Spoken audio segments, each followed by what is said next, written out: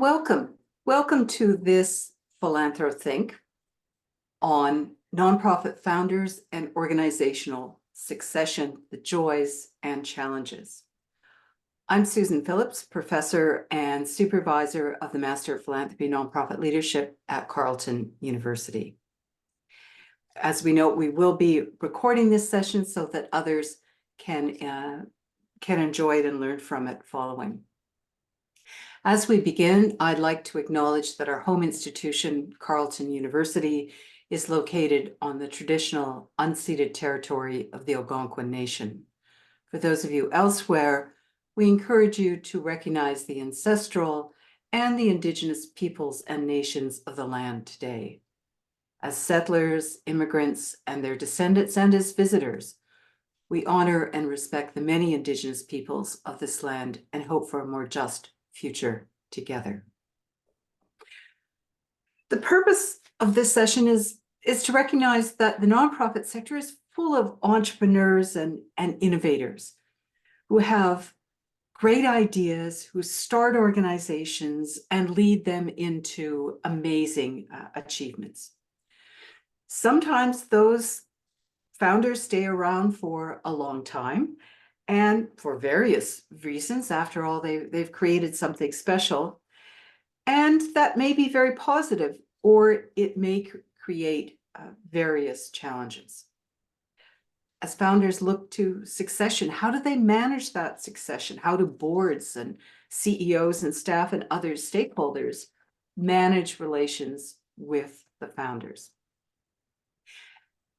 As always, in our position in a university, we seek to bridge those in the research community and those in practice, and we have both with us today. And it's my pleasure to briefly introduce the panel, and I won't do them justice by any means, given their own achievements. Mary Tidlin, based in Canmore, Alberta, is an entrepreneur and philanthropist and founder and president of the former Mary A. Tidlin Charitable Foundation. Mary is active in the business and philanthropic space. She's founded a number of enterprises in oil and gas service, retail, food service, and a global charitable foundation. Mary operated successful exploration and service companies in Saskatchewan, and her charitable foundation was active in 29 countries globally. As a director of 9 corporations, 1 company publicly listed on the TSX and 2 in the NASDAQ, and 5 not-for-profits, she has many years of board and advisory experience. Mary is currently a director of 2 for-profits and 3 nonprofit enterprises. She's a member of the Institute for Corporate Directors, Women Moving Millions, and the author of her memoir. She enjoys playing in the outdoors, being a positive agent of change, and living life to the fullest. And in recognition of her many achievements, Mary was honored as a member of the Order of Canada in 2003. We're delighted to have you with us, Mary. Marc Hull-Jacquin is a passionate social justice leader who founded Shelter Movers while on parental leave in 2016. Struck by the dangers involved in leaving an abuser, Marc developed an innovative, survivor-centered moving service in collaboration with women's shelters. The only service of its kind in Canada, Shelter Movers fills an important gap in Canada's social safety net, moves thousands of survivors and their children each year. The organization engages volunteers from all walks of life in 9 cities across the country. Prior to Shelter Movers, Marc worked for 15 years in government relations, program evaluation, and policy development, bringing his expertise to public and private agencies like Enbridge, the Council of Academic Hospitals of Ontario, the Senate of Canada, and the Ontario Ministry of Health. Marc is the recipient of the Governor-General's Meritorious Service Award and gives his time to several boards. He holds a master's degree in anthropology, focusing on Indigenous peoples' resistance to cultural hegemony. Marc lives in Toronto with his wife, Megan, and their 3 lovely, lively children. Next, Dr. Susanna Kislenko is Postdoctoral Fellow, leading for Impact at the Skoll Centre for Social Entrepreneurship at the University of Oxford, and an Adjunct Research Professor with the Philanthropy and Nonprofit Leadership Program here at Carleton. As a social psychologist, Susanna studies leadership in the entrepreneurial context, particularly among founders in both nonprofit and for-profit contexts. Using qualitative research methods, Susanna's work pulls back the curtain on the challenges and the potentially darker organizational consequences of long-term founder leadership, including the so-called founder syndrome. Susanna holds an IBBA from the Schulich School of Business at York, a master's in political science from McGill, and a PhD in organizational behavior from IESE Business School in Barcelona, and she's joining us from Barcelona today. Prior to that, Susanna worked in the nonprofit sector across Canada for 12 years, holding a number of leadership roles in social service organizations. Our fourth panelist is Dr. Paloma Rago, Associate Professor in the Philanthropy and Nonprofit Leadership School of Public Policy and Administration at Carleton University. Paloma teaches leadership and governance, as well as our beloved research methods course. And her research focuses on international nonprofits, leadership, and organizational accountability. She's also the director of the major Charity Insights Canada project, a 5-year initiative funded by a consortium of foundations that is gathering comprehensive data on Canadian charities. And she's working on a study on founders with Susanna. So our format is each of our panelists will speak, say, for 8 or 9 minutes. We'll have then a conversation among them and give you an opportunity, the audience, to ask questions. Please put those questions in the Q&A, and one of our staff will sort through them and read them out, and we'll have some interesting answers for you. So let's start with Mary. We look forward to your experiences as a founder and a leader. Thank you, Susan. Thank you for inviting me to the panel, and it's great to be with everyone on the panel. And I thought I'd start a little bit. Thank you for your introduction also. It's my background, of course, from the business side is a lot of beginnings and endings. That's what I've been used to in my life, from starting quite a few of them and then ending them, winding them up somehow.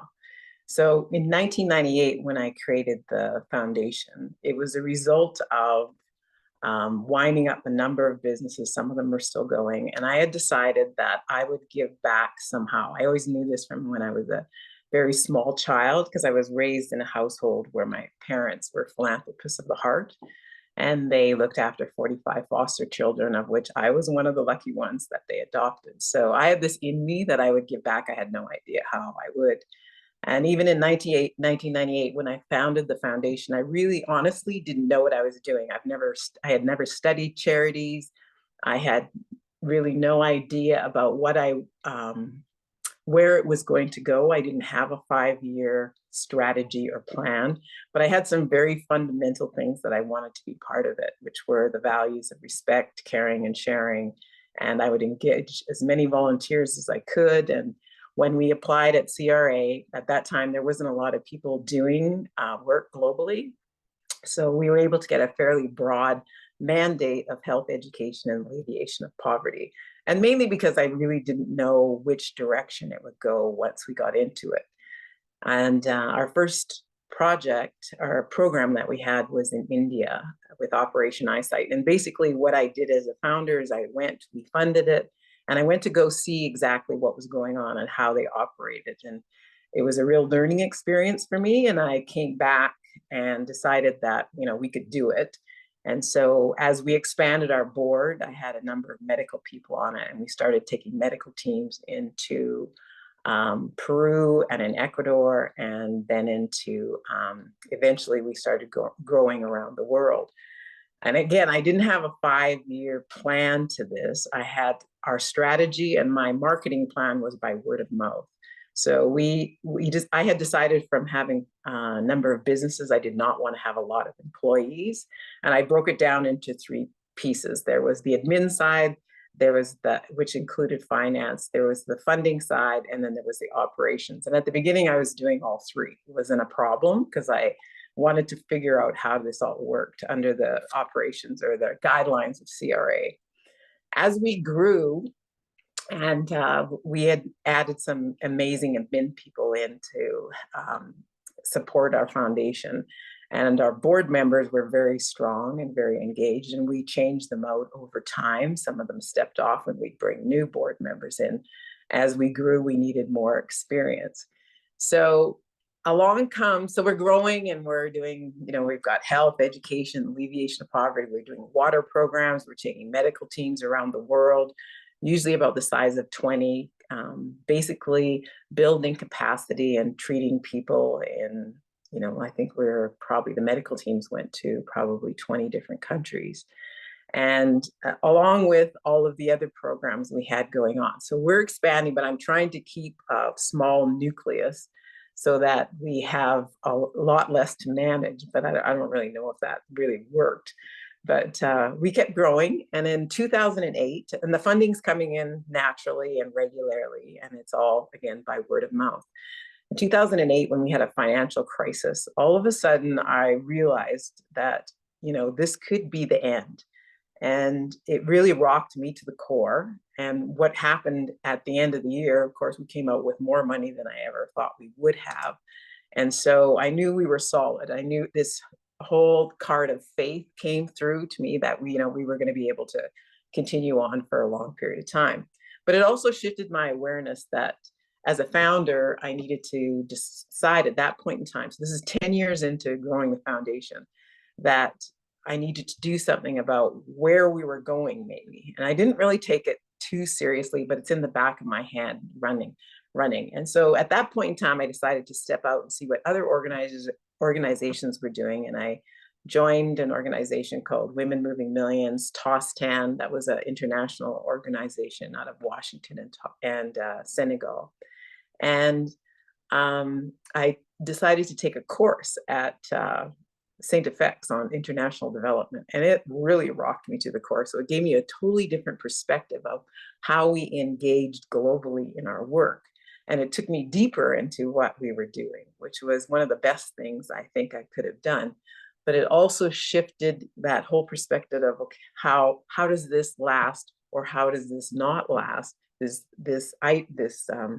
system that I put together in giving, because what I was underneath all of my work, what I was interested was in transforming people, whether it was Canadians going abroad and getting engaged with us. I wanted to see them grow in their perspective of giving and what others were like, and that we're not really all that different from anywhere we go in the world. And on the other hand, from people in all of the countries that we were able to work with, watching the impact for us was very empowering, and it was very empowering for them. So with the two going on, I thought, how are we going to keep this growing? And in the meantime, it's growing, and it's because we're saying yes to a lot of organizations that are asking us to partner with. And in the end, I decide that we should try and hire someone just to do the fundraising. Fundraising is a skill I have from oil and gas, because we were a public company and I raised millions of dollars. So it was easy. But I thought, if I take this load off my plate, then, I'll have a lot more energy. Of course, we hired and it didn't work out. And that's always a challenge when you have to let people go. And then we tried another angle. This is our board meeting and retreat. So we were all very engaged in this process. And we decided that maybe I could step back and have someone else come in. And we tried that process and it didn't work. And this is the third party too. I thought this time I'm going to have someone that's a head hunter person come in and help.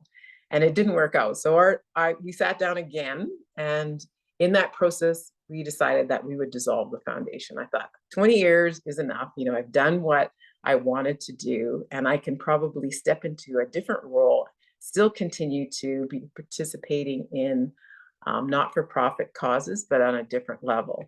So that's what we did. So the process of winding up the company begins, or winding up the organization. And it was challenging, for sure. This whole process is a very emotional one. And one of the reasons why I put my name on the foundation was so that I would always remember not to get too attached to it. Because when I had the oil company, I was very attached to it. And you go through an identity crisis and all this stuff. And you need a coach, or I would suggest a coach is a great thing to have as you go through succession, because they give you back perspectives that you don't have. So anyways, we were winding this up. And, once you get to the stage of making a decision, for me, it was a weight off my back. And the mechanics of it were basically, we're always doing, we always have to perform audits. And so basically it's an audit of your assets and your liabilities. You make sure you distribute all of your assets and your liabilities are paid, and you leave some for taxes and some of the other expenses. And then you file, and then you're finished. But we decided, because most of our contracts globally with all the organizations we worked with were 3 to 5 years. So we were able to give them advance warning that we were going to be winding up. We were able to distribute funds to them, and we were able to thank them. And we actually had a function in the end that was some of my friends call a wake, but basically it was the goodbye of the Tidlum Foundation. And it was all about honoring everyone who had carried us through for 20 years and been our partners or donors or volunteers and sponsors. And we had them tell their stories about the foundation. And I realized at the end of that I had actually accomplished what I wanted to from the get-go. So that's my story of succession. And it's one that ended, but I'm still involved with not-for-profits on boards and still share a lot of experiences. But it was one of the richest things I did in my life. Mm-hmm. Thanks, Mary. There are all kinds of questions that come out of that, including your advice in naming a foundation after oneself so as not to get too close to it. But we'll pick some of those up in our conversation. Marc, you're also a founder, but you're still in the lead. Tell us about your story and your insights on starting and managing through the process. Thank you for having me. I think if I go 20 years ahead, I hope I'll have achieved half of what Mary has achieved in her career. That's my personal career goal now. I'm very impressed by your story, Mary, and very inspired by it. Like many founders, I don't have the rags. I don't have the rags to riches stories. I was sort of bumbling along, to be honest, and sort of finding my way when I came up with this idea for shelter movers. I was on parental leave with our third child. We have 3 kids here in Toronto, and I was looking at Clarice and thinking about her life, and I was also in oil and gas at the time. As a matter of fact, I was working for a natural gas company here in Ontario, and interesting work for sure, paid great, but it just wasn't who I wanted to be as a dad. In my particular case, I want to present a different image to my kids. I think is fundamentally what I was looking for, and started looking for ideas for ways to serve families. And in the intro, you mentioned my work in anthropology. So my area of interest is working with vulnerable populations specifically, and trying to see the world through their eyes and understanding their needs. And so I quickly learned that where there's violence in the household, while there may be the police out there and shelters for women and these services, which are all critical, if survivors can't get out of the house, literally with their belongings, they're going to go back to the abuser. And we know that women who experience abuse go back on average 6 times. But what if we could help her leave the first or second time that she breaks the relationship with her belongings, with her children, in a very dignified way? And so, being very practical and pragmatic, I just I wrote this document for a free moving service. And we all know what moving is. It's a pain in the butt at the best of times, but when there's violence in the home, it really is sort of the lowest rung on the ladder. She needs to leave immediately, and where there's a risk of femicide, she's taking the kids in one hand and she's taking a bag of clothing in the other, and she's running. And in 2016, when I started this, I just thought this, how is it in 2016 as it is today that a woman or girl is killed in Canada every 2 days? how can we be okay with that? No one should be okay with that. But what if we can get her out and help change the trajectory? So I wrote this concept for a free moving service, and I pick up Clarice in the carrier, and off I go to the police and to these women's shelters and victim services and sexual assault centers. And I said, I got this idea, but someone's doing this already. So just, can you connect me to whoever's doing it? And I'll just give my time to them. And over again, I get the same answer. It's a great idea. We all know that it's needed. No one's doing it. And I said, well, how does she keep her stuff? How does she leave? And they'd say, well, she just jump in a cab or jump on the subway in Toronto and off she'd go. And I said, what about all her stuff? And they say, well, she's not going back. It's way too dangerous. And so this light came on. I said, well, I can pick up, I'm not a small guy. I can move boxes. I can pick up boxes and furniture, and I can drive a truck. And so with the permission of and support of my wife, we basically bankrolled this idea in partnership with a West End Toronto women's shelter, where they would basically, I'd work all day at the oil company, put the kids to bed, and then I'd have a name, a pseudonym, and an address. And I would rent a truck, put some boxes in the truck, and drive out to this person's house. I'd get there. She would answer. I'd say, are you ready to go? She'd grab the kids. We'd box up a few things and get her in the truck, and I would drive her to the shelter. Very earnest. If anyone did those moves the way I did them back then, I would fire them immediately. There were no safety protocols. It was not following all the survivor-centeredness and all the safety security protocols we have now. But it worked, and I managed to attract some volunteers and funding from some friends and acquaintances to help cover some of the costs of the trucks. So I led probably the first 150, 200 moves. I was tired, very tired. I was moving 4 or 5 families a week, and really it was my wife who said, "You're onto something. This obviously is needed, but this isn't going to work if you're doing this forever. You can't carry this on your own. You must grow your ranks. You must find funding. We can't keep bankrolling this forever and ever." And so, having similar, I think maybe to Mary, I did not either have a 5-year plan. All I had was my protocols that I'd written down in this concept document, and a license and some keys. And so I really had to stop and ask myself who I needed to surround myself with. And that's really the key to my story, is I think if I did anything right early on, I was able to convince people much smarter than me, to be honest, and more aware of the sector that I was trying to enter, and more aware of the experience of women experiencing abuse, which I didn't have any experience in that, but people who really understood that better, they took over that part of the organization, and they said, "Marc, you like to talk. Go do the talking. Go do the selling of the mission. Go be the founder, the capital F founder guy who sells this vision. We're going to make sure the organization runs in a survivor-centered way, in a safe way, in an empowering way." And so it was me and my wife at first, and then it was me and my wife and Vicky Sage. And I'll mention Vicky many times in my story because she was a regular counselor in this West End shelter who, after a magical 30-second conversation with her, she said, "We got to do it. You don't know anything about survivors, but I can tell you're passionate.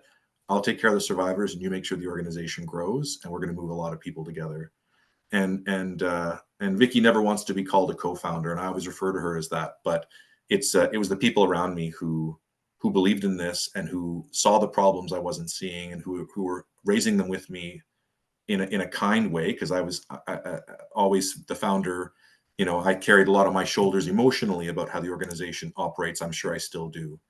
But all that to say that I did have the good fortune of having really incredible people who believed in this, and who provided me with the credibility that I lacked in the sector. Certainly if somebody who looks and sounds like me goes to a women's shelter and says, "Hey, I've got this great idea to help," rightly so, I was met with quite a bit of suspicion, quite a bit of side eye, who does this guy think he is? I'm not a survivor myself. I don't have any experience with violence in the home, so I can't even speak from that perspective. So I had a lot of proving to do on my side so that people would take this idea seriously. But once they did, and once I was able to convince them that we need to change our country, we need to change how Canada responds to this problem, then the wave of support started to roll in. And so we'll be 8 years old on Tuesday. So eight years in, this organization it will grow to, it's about a $6.5 million organization. We're moving 150 families every month. We will open our 10th location in Winnipeg or in the prairies, somewhere in Saskatchewan or in Manitoba this year. And we've completed over 7,000 moves for women and children since we started. And because we're the only service of this kind in Canada, our story is a story of growth, really. My vision really was to change how our country responds to this issue. And in order to do that, we had to operate at scale. So it wasn't just the founder's story of starting this neat thing in Toronto. It was the replication and finding people who would be as passionate about this baby as I am to protect the baby in Moncton and Montreal and Vancouver, and who would love the baby like I love the baby and protect it like I would protect it when I can't be there. And that's all my founder's language, which we can all analyze through this discussion. But I look at being a founder like being a parent. Organizations don't need me the same way through their maturity, neither do my children. I'm not going to change diapers forever. They're going to grow up and they're going to want to drive a car. So I need to teach them how to drive a car. And my role as a founder is to be the chameleon that the organization needs. And that also recognizes that I won't be what the organization needs at some point, and that's okay too. But my job is to be whatever and whatever whatever the organization needs of me. My job is to be humble enough to become that. And if I can't, I need to call myself out on that and say, this one's out of my reach, but we'll find someone who can do it. And that's okay, because I love the organization enough that it needs to survive without me for me to be successful. So that's my story. I'll just finish, if I can, with a little note that before this call today, I was on a call with a group in France where several volunteers from France came to volunteer with us at our Montreal office a few years ago. When they went back to France, they opened their own version of Shelter Movers in Paris. And 2 hours ago, I got to speak to a network of 5 organizations across France that now move survivors away from abusive homes based on the Shelter Movers model. I've never met these people, but they've moved 1,200 families in France, and that's like your child bringing home the best girlfriend or boyfriend you've ever wanted for them, and they're going to have a family, and now there are other little babies, coming out of that, and I'm proud of that as well. So I get to come to you in this very positive light in terms of our growth and our reach. So I'll stop there. Thank you. Thank you, Marc. And another inspiring story of success in the sense of going to scale. Susanna, I'm going to turn to you because you've heard from both Mary and Marc how they knew when it was time to leave, or Marc will know when it's time. That's not always the case with founders. Sometimes founders stay around perhaps longer than they should. And I know you worked on this with your dissertation, and now working on a study with Paloma and Kathy Barr from Imagine Canada. So Susanna, what might be some of the darker side, or what are some of the things we might look for when founders perhaps don't move on or exercise control that's not always entirely positive? Yes, one of my favorite questions.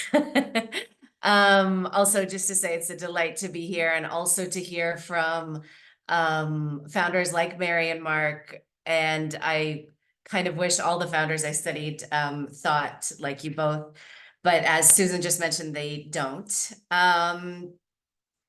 I think some of the things I've seen that are kind of on the flip side of being conscious about your succession, or being conscious about your role, or as Marc mentioned, sort of what's your role as the parent, acknowledging you're the parent, but then what happens as your child is growing up.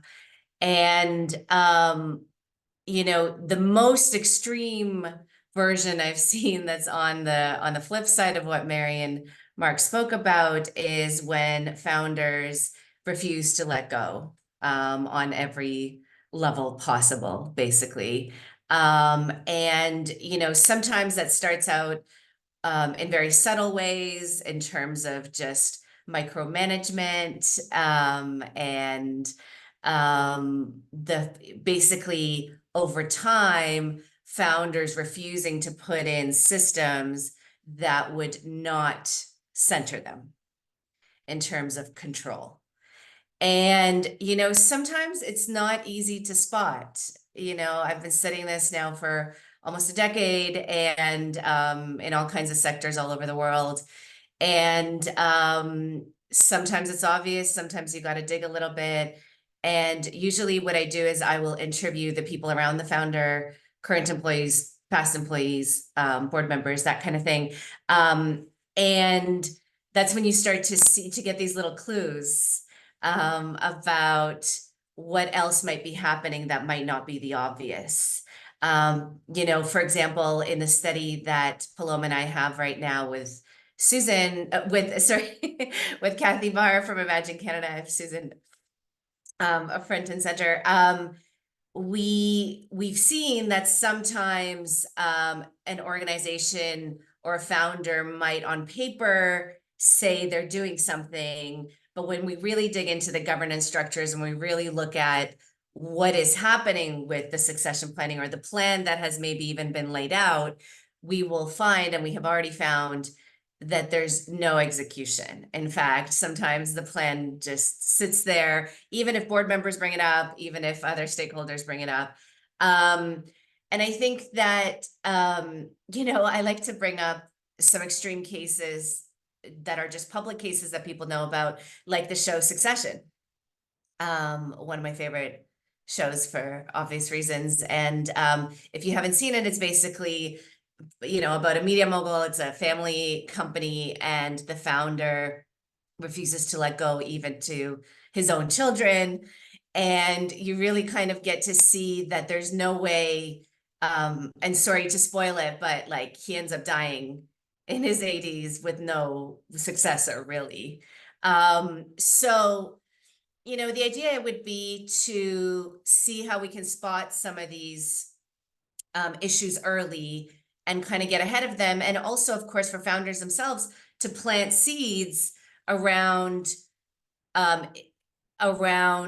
could I be thinking about my child, my baby, in a different way? Do I always need to be the one taking care of them? And I think also there's important things to consider for the stakeholders as well, for the board members, for staff that is close to the founder has or are in positions of clout, around questions to ask, around things to look for, around even the legalities of this, you know, in some ways, of course, we know the nonprofit sector is less regulated, but in other ways, there are a lot of best practices and all kinds of other ways to make sure that sort of healthy succession planning does happen. So yeah, I think it's multi-layered. I'm happy to speak more. I just don't want, I don't Oh, we're want going to to pick take up some of those in our discussion because you put a lot on the table. Paloma, do you want to add to this discussion from your Yes, work? thank you so much for having me. And like Susanna, I want to also acknowledge my colleague, Kathy Barr from Imagine, that is on the call today. So thank you. And acknowledge a lot of my former students on the call today. So it's really heartwarming to see everyone today. So I just wanted to kind of come at it from why do I find this type of research interesting, and what kind of general insight can we learn about it? So I like to the intersection of how we study something, so the research method part, but also the leadership and the governance part. The governance meaning, how do we organize our systems of decision making? And so who is involved in these instances of decision making? And particularly what I find particularly interesting is the complex dynamics within organization. When we study leadership in general, we tend to study positive examples, these leaders that are inspiring. We talk in the sector, we talk often about, servant leadership, people that are ethical leadership, and we have all these classifications. But actually, and my students who are on the call and have taken the leadership class, I often say we actually learn the most about from this dark side of leaderships. Actually, we work with people that exhibit clear dysfunction, and oftentimes people will react, this is not how I would do things, and this is not who I want to be. And so the study of these dysfunction becomes really a great learning opportunity, although very difficult to study. Why is it difficult to study? Because people are very defensive. If I would come, and I don't know, Marc and Mary, I suspect you wouldn't be as defensive, but if we come up and say, we're studying this founder syndrome, the problems with founders, people like, why are you studying me? I don't have a problem. Do I have a problem? And so it becomes really challenging. So from, a research point of view, we're not looking to find these problems, but these problems find us. Because when you study governance and the way in which decisions are made are inhibited, because, not making certain decisions or certain change, it can be a dysfunction, becomes really interesting. So selecting these cases that are not always successful are sometimes the areas where you learn the most, to be honest. And so studying these dysfunctions become really important for us to learn how to improve things. And the research on governance in general and leadership tends to focus on these, not all of them, of course, I don't want to, but we tend to read as practitioners, we like already made recipes. We like to have, like do these 10 things and your organization's going to be great, or follow this leadership diet and you'll be strong and steady. Whereas we know the reality and the complexities, particularly in organizations that center around people. So and that's the part that I find particularly fascinating. Academic research tends to be what we call more structured, process-oriented, because it's easier to study what policies do you have, what things do you implement in order to prevent this. But studying the people, their personalities, what attributes they bring to the table, at least from my perspective, tells me even more about the possible dysfunctions that might occur than the lack of policies or not, because it's this intangible that often creates identities, creates cultures within organizations. So organizational cultures, especially when founders are really present and their contribution to these dynamics become really central.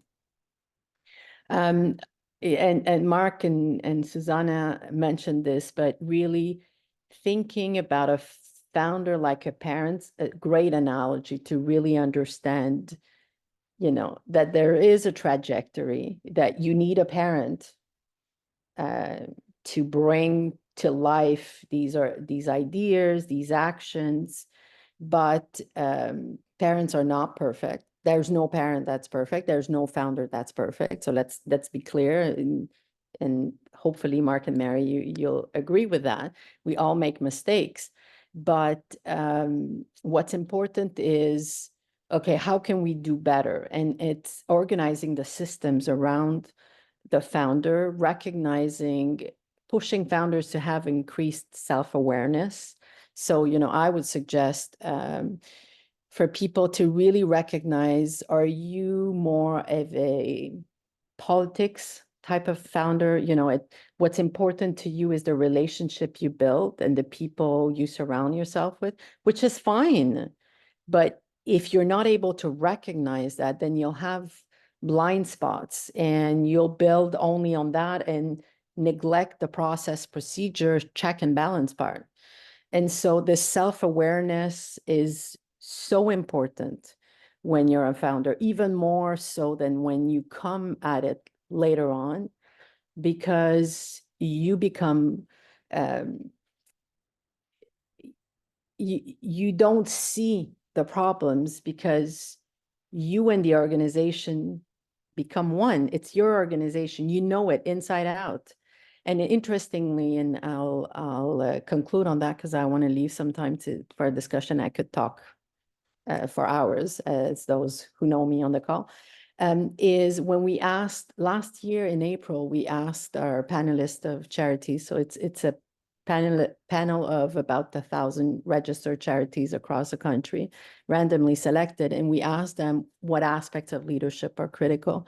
And the number one by far, by 70% compared to the other answers to 50, 30, was what's key in leadership is the alignment between the leader and the mission of the organization, and understanding that alignment. And so that's where founders are necessary. And they can stay for a long time. You could have a founder in the organization for 20 years and there's no dysfunction, but they need to have these systems in place, this self-awareness. And so at some point, it's good to have a plan and to come in with a plan of exit. So I'll leave it at there, Susan, and I'm sure we'll talk some more. Thank you, Paloma. That's the jumping off point to something that all of you have talked about in various ways. Mary, you mentioned you knew that at some point you needed to do something, that question where it was going, question your own role. Marc, you indicated that you anticipate knowing when it's that time. So how do you know? How do you know when it's maybe it's time to think about pulling back, to think about succession? And then for Susanna and Paloma, the part of that is when we talk about the negative side of founder syndrome. What are the elements? What should a board look for, a CEO look for, to get the signal that maybe they need to tell the founder that it's time? Mary, how did you know?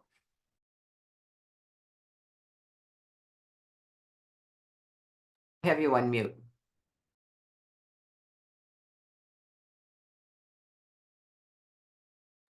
Mary, we need you to unmute.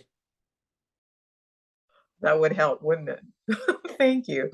I think in 2008, as I had mentioned, there was a financial crash and it rocked me. It made me aware that there was a positive outcome as far as our foundation goes, but I thought, there could be an end to this, and how would that look? Because up until then, I was just going 100 miles an hour, doing what I love to do and growing it.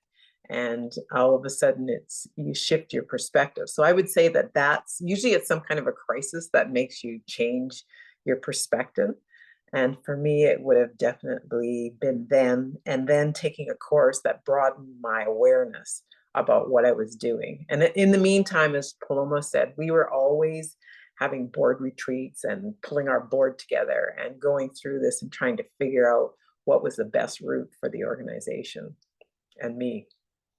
Mm-hmm. Marc, what are the signposts that you might be looking for? As our organization grows and matures, we're creating new functions within the organization. We're creating new needs, identifying new needs, and then creating departments and teams to address the needs in it before they get too big, and try to mitigate those risks. And I too also meet with my board. I also meet with our senior leadership group. So these are the leaders of all of our different chapters and different teams. And we talk about managing risk. And I think it might be my time to go when I'm starting to join conversations and either I'm really not, I'm not able to identify a lot of risks or I'm not able to identify, or I can't see the future. I don't mean that narcissistically, but I currently at this age and stage, I'm quite confident I can tell you where I see this organization going in the next 5. I can see as clear as day where we're going to be in 5 years.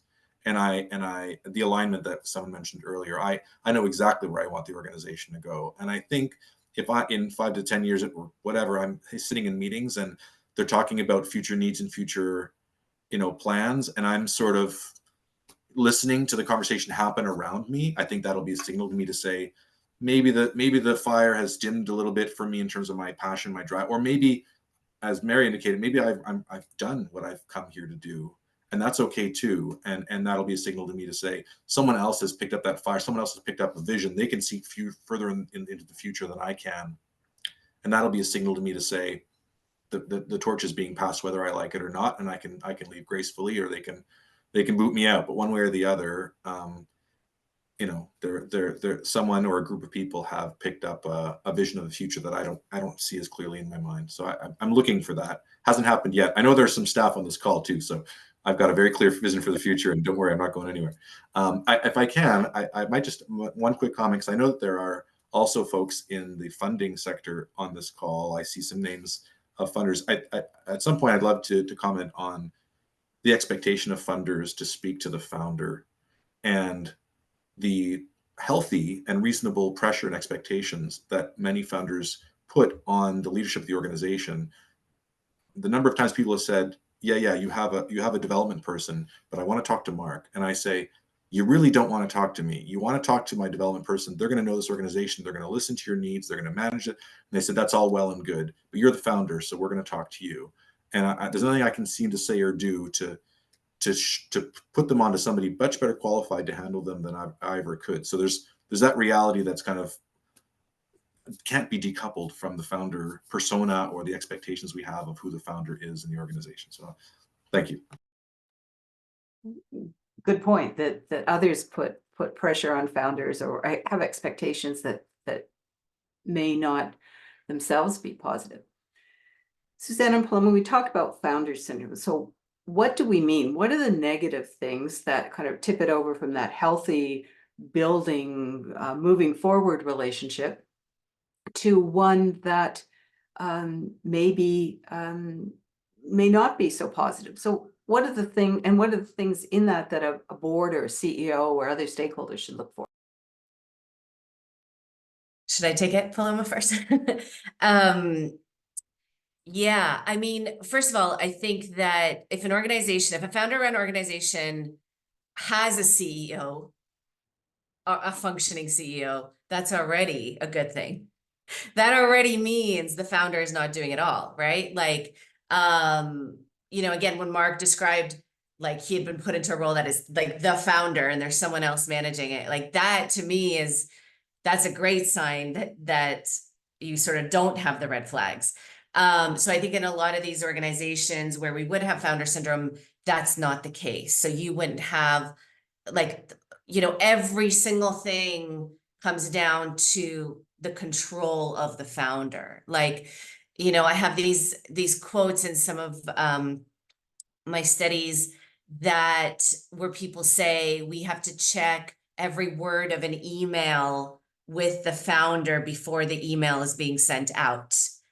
And these are organizations that are 10, 20, 30, 40 years old. So I think the things to look for and what we're talking about is not the startups, right? So it totally makes sense if the founder's very involved, very even micromanagement to a point in the beginning kind of all makes sense. It's when you cross the threshold of becoming a more mature organization, when the founder absolutely cannot be doing it all. In fact, they need to be stepping back. They need to be delegating. There need to be systems. That's when you can really see if there's something off, because if there aren't processes in place, if there aren't systems in place that decenter the founder and their decision-making in the organization as a whole, that's a red flag. If it looks like the organization is growing, but if you really dig down, it's not, in terms of there's no, like, it's a house of cards You know, like if you pull one thing, it's gonna topple. Which, you know, I say that like as if it's easy to spot. It's not. It's not always easy to spot. And I really, really want to highlight that. And I really also, you know, to the point that's already been brought up in a few ways around that, the founder and the identity of the organization are often intertwined. Yes. And, you know, for example, in Mary's case where the foundation had her name, to me, that's a healthy way of it intertwining in a way that, you know, we're not talking about that it's the embodiment of the person and their sort of ideals that doesn't change and that doesn't evolve. And I think the other thing that's actually easier to spot in founder syndrome organizations is very high turnover. Very high turnover.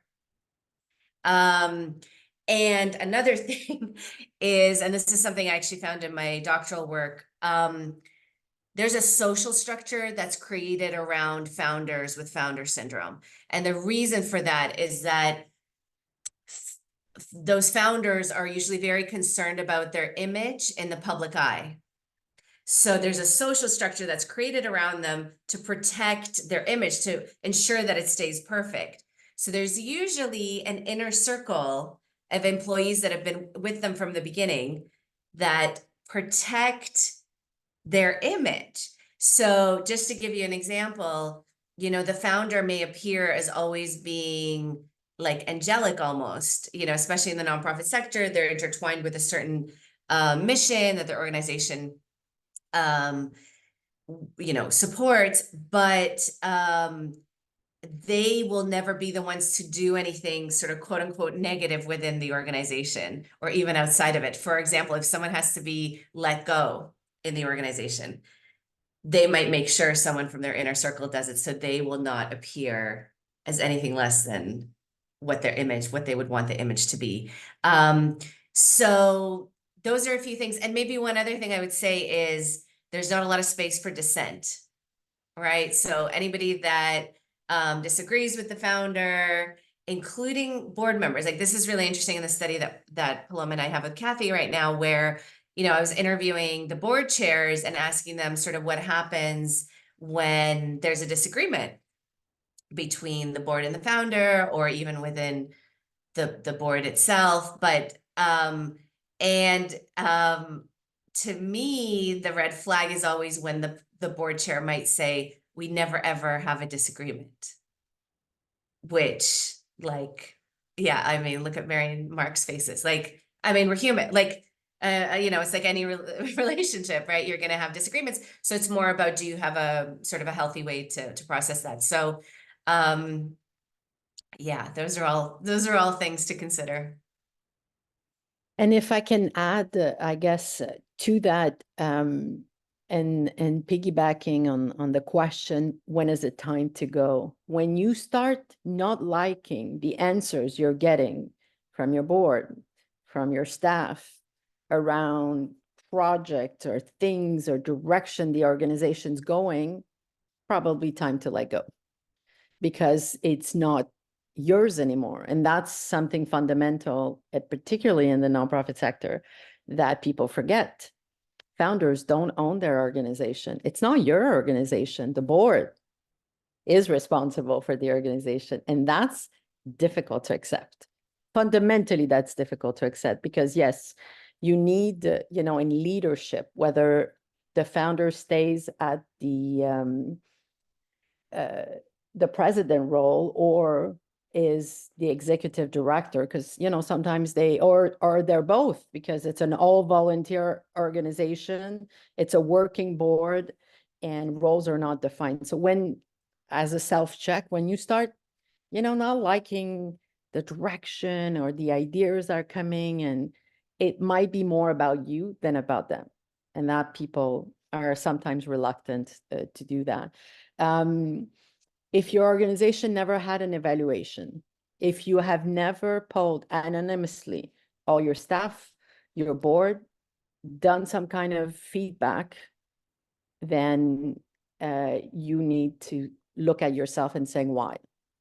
Is it because you don't want to here, really, and sometimes it's hard when you start personalizing issues and you're defensive about it. What do you mean? No, but you don't really understand. It's because yes, but if your sentence are always yes, but sure, I heard you, but I'm right, then you know that there is something going on. So it takes a lot of self-awareness here, and that's really hard. It's really like you have a mirror, and if you're not able to see, and if you surround, like Susanna was saying, yourself of yes people that will just uphold and continue this, then you're not learning. Then it's not a learning organization. Then you become having issues of accountability, issues of representation, decision making, and everything. I agree with Susanna that when there's a lot of turnover, or when there's absolutely no turnover, you have people that have everyone is staying forever. The board, there's no term. People don't change; they stay forever, and you know they go out the organization feet first. That's a problem. You need it's healthy. Change is healthy. And there's a lot of resistance sometimes because it's difficult to find people. Let's you know, the volunteers are committed and they will serve, but it's almost like you have these two end tails, a lot of change and no change, then you might want to think. And I think, but there's so many things that I could add, but just I want to end on, if you have a founder that's constantly overworking, there's a difference between being passionate and, you know, putting a lot of effort, particularly in the beginning phase, but someone who is always verging on the professional burnout because they have their hands in everything, because they feel they have to do everything, because otherwise not everything's going to be done well and the way it should be, then that's a clear signal to you as well. And so this idea of mental health, balancing work life, as a founder, it's even more important because you're setting an example and you need to live by that example. Wonderful. Mary and Marc, do you want to pick up on any of that? Add to anything? I could just say that I agree that you know, when you boil it down, it's all about building relationships, whether it's growing the foundation, and it's all about where you come from if you're leading an organization. And it's about your self-awareness is about where your ego is, I would say, and how you handle it and how you engage other people's egos and what they can share or not. And I found that from whether it's myself or the board or the volunteers, you start really through your intuition and your mind, you start being able to discern who's going to work and who isn't, and including yourself, what is going to work with yourself and not. And if it doesn't work with yourself, don't even go there. No matter how far. I think Marc mentioned that some donors can push you. If it's not something that you can do, you have to say no. So I think a lot of it, again, is boiling down to how you manage relationships with yourself and with others. And yeah, I'll leave it at that. Marc, do you have anything to say? I couldn't agree more. I think self-awareness in leadership is it's our kryptonite as leaders. Many of us, we think we know ourselves, and then a new problem comes around that we haven't faced, and we fall back into our old habits, or as you say, Paloma, and I'm certainly guilty of that. Reaching into the organization whenever there's any kind of problem, because you know how you probably can fix it, so you do, but suddenly you're operating at scale and there are 300 problems to solve, and you could probably solve all 300 of them if you didn't sleep. So suddenly you're not sleeping because you want to solve all three, and you know, and this everything's an existential threat to the baby, and you got to protect the organization from and everyone's around you begging you to give them a chance to solve the problems they've been paid and trained to solve, and you rob them of that opportunity to show that they love the organization, that they will work hard for the organization too. I think that I've learned that lesson the hard way. You know, literally leading all these moves myself. It was the hardest thing in the world to say, someone else is going to move these families now, and I'm not going to go to the move, and I don't know how the move is going to go. And, you know, waking up in a sweat at night saying, I didn't get a report on how that move went is, you know, you know, the worst case scenario happened and I don't even know about it. And I'm a bad leader for not having kept strong tabs on everything that goes in the organization. And as a founder, I've gone through that process of saying, and with the help of people like Vicky Sage, like our Chief Operating Officer, or Ainsley Dowell, our Chief Development Officer, saying, these are not problems you need to worry about. We worry about them for you. We'll tell you if there's a problem. If you don't trust us, you can let us know. But if you do trust us, we're going to solve these problems in better, probably, frankly, better than you will, Marc, because we're going to spend a lot of time focusing on these things when you're pulled in 18 different directions. So I, you know, and similar, I think, to as Mary and Susanna indicated, the relationship with the board is so critical. And I've had my ups and downs with boards as well, very hostile boards and very docile boards, and both were very dangerous for the organization because I had too much control. I could do whatever I want in some, and I was really struggling to get anything through because different risk tolerances, you know, between myself and the board, and having to persuade people to take risks with me to grow the organization is very difficult as well. But those were all, in the end, healthy conflict, and they were resolved in a healthy way. In my opinion, I think the board members would probably agree. We're still working together, you know, a few years in. So I share your point, Paloma, that no conflict, no dissension, no criticism, no checks on the leaders, on any leader of nonprofit or for-profit. That's a very dangerous territory to be in, and it's on the leader to recognize that, which is not always easy to do. But, yeah. And if you have, as an audience, have questions, please do put them in the Q&A. And that takes us to a question from the audience that, Mary and Marc, you're obviously both self-aware, but what advice do you have for board members who are dealing with founders who may not have your degree of self-awareness, and perhaps the board needs to be supported in making changes, or to be encouraged to exercise their challenge function when they may be intimidated to some extent or passive with the founder? How did you manage that balance, or any advice there from anyone?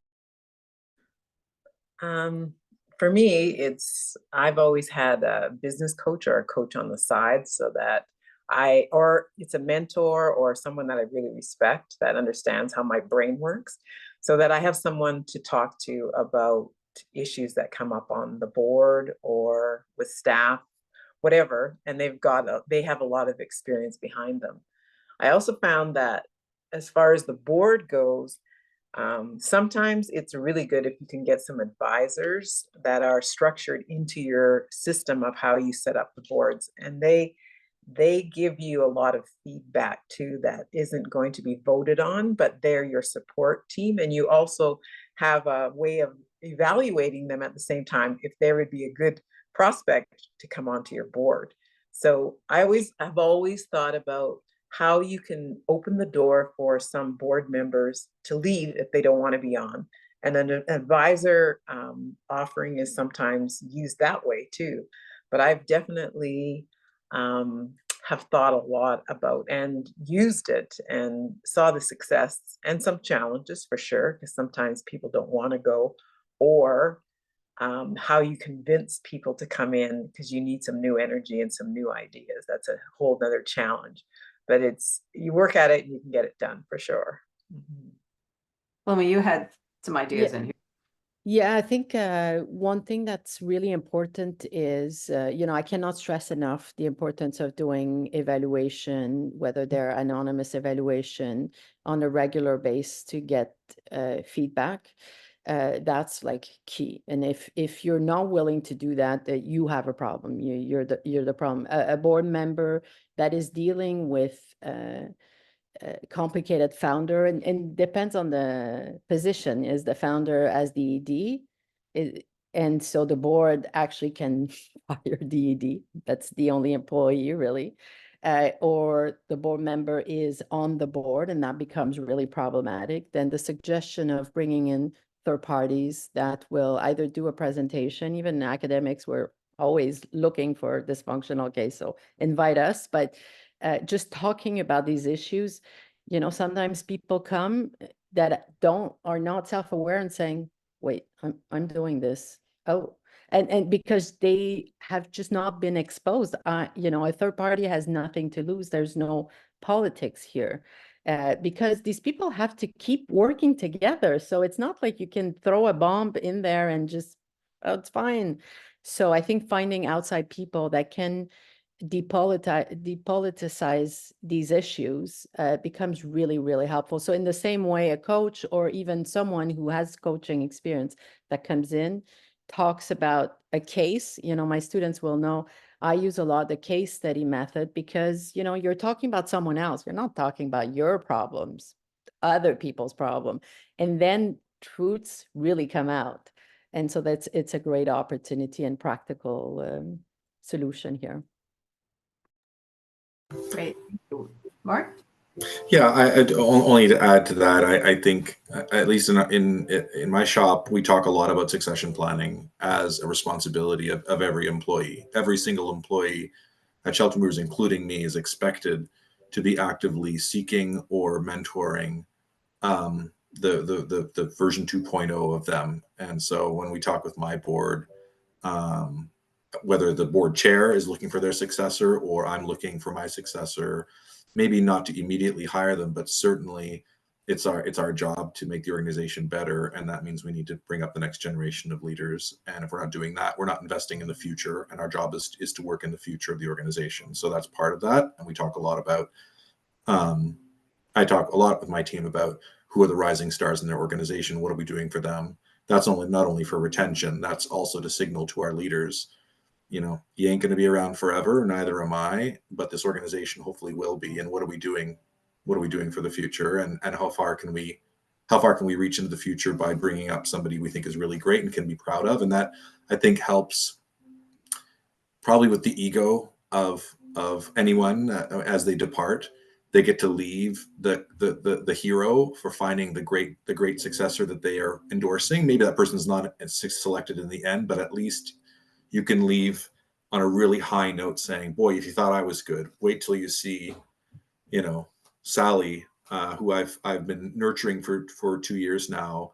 She's going to knock your socks off because she's as good as me. And I was so great, you know, that it's that whole, you know, self-fulfilling sort of egotistical narrative, maybe that founders might be more prone to than others, or, you know, making it about them. I think helping the founder, including the founder in the succession planning and being very deliberate about that, I think is a very respectful and helpful way for us, for me anyway, as a founder to be involved in it. I'm not going to get booted out. I'm choosing when I'm ready to go. And yes, maybe there are difficult conversations about when that actually should be. And maybe I think I'm staying longer than I really should. But maybe if I'm doing my job as bringing up the next generation or finding a good successor, it's forcing me to think about that anyway. I just offer that. Great point. And I do want to leave time for you each to give a little bit of advice, but one quick question. So you found your successor. What's the role of, and that person is now in place. What's the role of the founder? Does the founder kind of stay around in some advisory committee, or does the founder just say, over to you? I want to hear Mary, because I'm going to learn from this. Please, Mary, not to put you on the spot. I think it depends. I think it depends on the people that are involved. So, you know, Marc, I listen to you. I'd be happy to work alongside you. I mean, you are evolved. I can tell, you know, you're self-aware. So it's going to be a good transition. But I think if one person, we've been talking about like someone that loves to control. And if there's someone like that involved, then probably the exit is there's not going to be a lot of room available for learning from one to the other. But if both parties are open and willing to learn, then I think you can hang in together with the new leader and work together and really have a really nice outcome from that in the succession plan. But I think it's all I think we haven't talked about intuition, but I think intuition is really strong here, and you could tell when you listen to someone whether you're going to be able to connect with them and relate with them and be able to work with them in a succession plan or not. And just be honest and either go with it or stage right. We're almost at, thank you. We're almost at time. So 1 minute each for what's your advice to founders or to those who work with them about making sure that we keep positive roles for founders, continue to draw on their energy and avoid some of the negative of founder syndrome. Susanna, do you want to start? Sure. I guess the main thing I'll say is I don't think self-awareness can be taught. I think that people are either open or they're not. I think people can develop it, but they have to want to do that. And the reason I say that is I'm kind of speaking to the earlier question, but I'm really speaking to boards or even funders, because this is a common thing I've heard of where, key people will understand that the founder might not be self-aware and may not have space, may not be, open to certain kinds of feedback, and they even bring in sometimes external people. But if the person is truly not in a receptive place, in my experience, it won't matter, to be honest. So I just want to put it out there that I think how important boards are in this, and how important it is to empower boards to understand what their role is and even what their legal obligation is. And, I think also, as Paloma mentioned, just to not forget that the board can fire the ED, even if it's the founder. Great, thank you. Marc, your advice? I think boards who I think founders can feel threatened very quickly, especially if they're not very self-aware. And when they become when we become defensive and we feel the organization is threatened and we have this protective thing, then the discussion really breaks down. I think what my board has done a very good job of with me, and they're not on this call, so I'm not sucking up to my board, is they've said to me, we know you're not perfect, but we have faith in you, and we think you're generally making pretty good decisions, and we're here to help you make this realize this dream of this organization. We're going to tell you when we disagree, but we generally agree and we like what you're doing, and we're going to tell you when we don't. But please know that we're on your side because we believe in your vision, and as long as we do, we're going to work with you in a productive way. So there's no conflict there. I know they've got my back. I know, and it's okay that they don't agree with me. I expect that, but it's a very honest conversation that we're here because of the people we're serving, and everyone's in that spirit, and we're going to disagree on things, but it's always in the context of what we're trying to do for our country and for our communities. And so it's not about you, Marc. It's not about you, founder. It's not even about us as the board. It's about our mission and about the people we're serving. And that'll get me. I'll listen if people talk like that, because if I believe them, I know why we're all here, and I'll be more receptive. So just framing those conversations in what we're trying to do. And it's not about you, and it's not about me. Actually, it's about them and what we're trying to do for them. And I think we're all here for that purpose, and recentering our conversations on the change we're trying to create. Hopefully that gets to the heart of the founder, that gets back to what that first thing was, that first spark that made them care. I think touching that will get them to comply. Great advice. Paloma, your pithy piece? I think, I have so many advice, but if I could pick one, is think about your accountability systems in your organization. Whether it's, in the corporate world, there are ombudspersons, whistleblowing mechanism, like you see something, say something. And if there's no mechanism to do so in a protected way, where your job, literally, you won't get fired, or then, you might want to think of a system, a policy, or talking about it would help. So I think that sometimes is something that is really not developed within organizations in the nonprofit sector. We talk a lot about the accountability of organizations to their recipients, the stakeholders they represent, but within the staff, the relationship, the dynamic, there's little, if anything, done. So I think that's an area a lot of organizations that don't have dysfunctions or do can work on. And I think there's a lot to learn from that part. And an organization that is not learning is an organization that's not growing. And, you know, to go back to the parent metaphor, if you're not allowing your organization to learn, you're setting it to fail. So yeah, that would be my piece of advice. Great advice. And Mary, you've been through this whole journey. What advice would you pass on? I guess from the get-go, if you could make and I've been told this a number of times, you can make an exit strategy from the get-go. It shows you that you are separate from the entity that you created. So that gets your ego, that makes your ego step back from the very beginning.